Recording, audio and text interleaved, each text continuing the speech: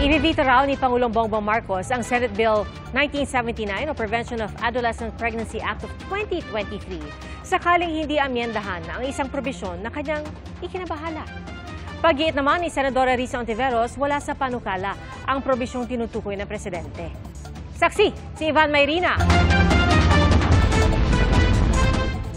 Kung ito'y para pigilan ang pagdami ng mga batang ina, wala raw pagtutol si Pangulong Bongbong Marcos sa isinusulong na Comprehensive Sexuality Education o CSE na bahagi ng Senate Bill 1979 o ang Prevention of Adolescent Pregnancy Act of 2023. Lubhang mahalaga raw kasi nakilala ng mga kabataan ang kanilang katawan at maipaliwanag ang masamang epekto ng pagbubuntis at pag-aalaga ng sanggol kapag nasa murang edad pa lang. Yun nga lang, may nabasa raw siya sa panukalang batas na hindi niya nagustuhan.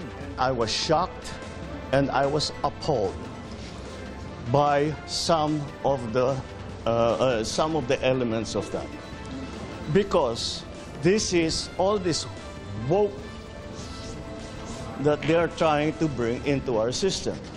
You will teach four-year-olds how to masturbate.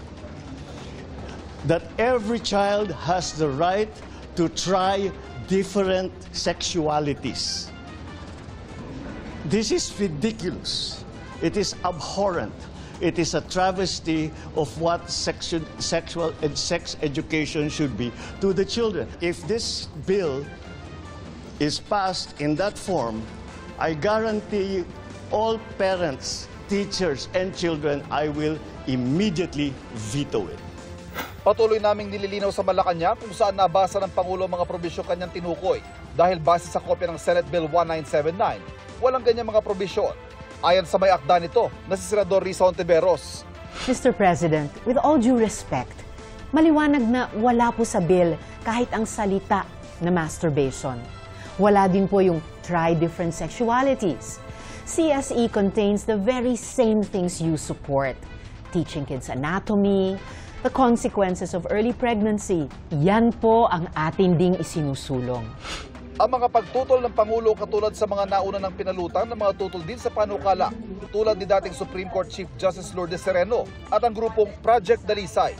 Sa Section 6 kasi ng kontrobersyal na panukala, nakasaad na isasama ang comprehensive sexuality sa school curriculum sa gabay ng DepEd at ng international standards.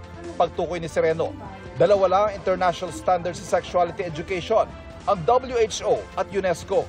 There are two international documents. At doon ho, pagbabasahin nyo yung international documents na yun, ano ho ang mga basic principles? That sexuality education shall be given to children as early and as comprehensively as possible. Ano po ba ang mga ibang principles dyan? The children have the right to sex.